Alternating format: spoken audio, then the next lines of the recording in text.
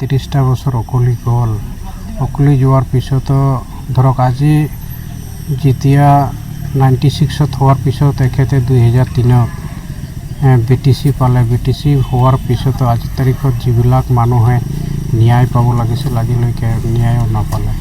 দুখৰ বিষয়, আজি 30টা বছৰত যিখিনি চৰকাৰী চিষ্টেমত কৰিব লাগিছিল, কিহৰ কাৰণে হৈছে, কি কাৰণত হৈছে, কিন্তু আজিলৈকে কোনো ধৰণৰ এই বিষয় লৈ চৰকাৰে কোনো ধৰণৰ তদন্তও কৰা নাই।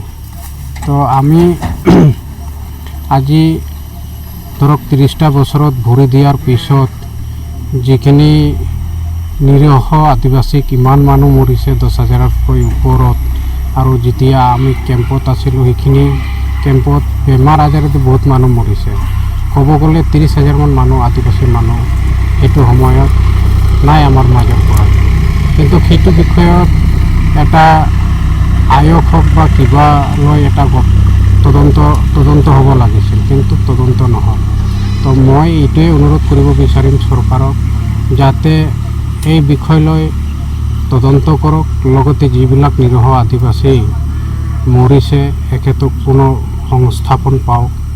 আৰু যিবিলাক ঘৰৰ মানুহ মানে এনেকুৱা হৈ গৈছে, মানে এটা পৰিয়াল বা এইটো সময়ত মানে পৰিয়াল কাৰোবাৰ পৰিয়াল একেবাৰে সম্পূৰ্ণভাৱে নাই আজিৰ তাৰিখলৈকে। কিন্তু সৰু সুৰা ল'ৰা ছোৱালী আছে আজিৰ তাৰিখত 30 বছৰ হৈছে যদি ধৰক ডাঙৰ হৈছে, তো এখেতক যিখিনি পুনৰ সংস্থাপন পাব লাগে কিন্তু পোৱা নাই। মই এইখিনিয়ে ক'ব যে চৰকাৰক অনুৰোধ কৰিম যে অসম চৰকাৰ হওক, যিহেতু আমাৰ ডাইনামিক লিডাৰ হিমন্ত বিশ্ব শৰ্মা নিজেও জানে আৰু এই বিষয় লৈ নিজেও ঘোষণা কৰিছিল আমি সংস্থাপন দিওঁ। মই এখেতৰ ওচৰত অনুৰোধ কৰিব বিচাৰিম যাতে এই ওপৰত তদন্ত হওক আৰু পুনৰ সংস্থাপন দিয়ে।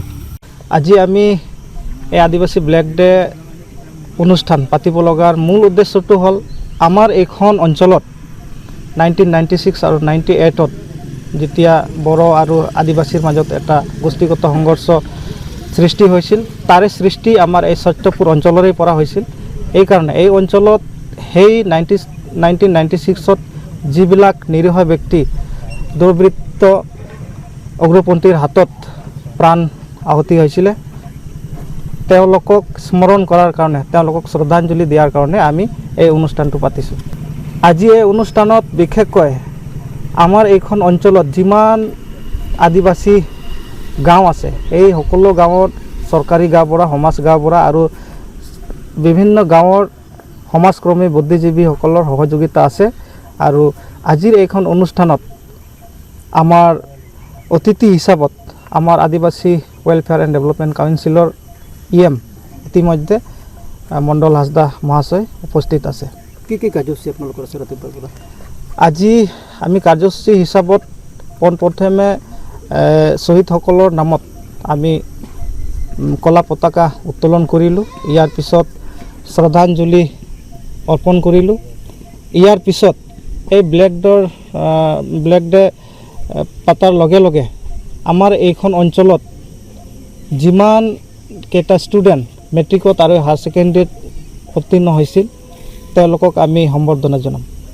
আমাৰ গোটেই দিনজোৰা আজি এই 1996 আৰু 98ৰ যি গোষ্ঠীগত সংঘৰ্ষ হৈছিল, কিহৰ কাৰণে হৈছিল, কেনেকৈ হৈছিল, তাৰ ওপৰত বহুত ধৰণৰ পৰ্যালোচনা আছে।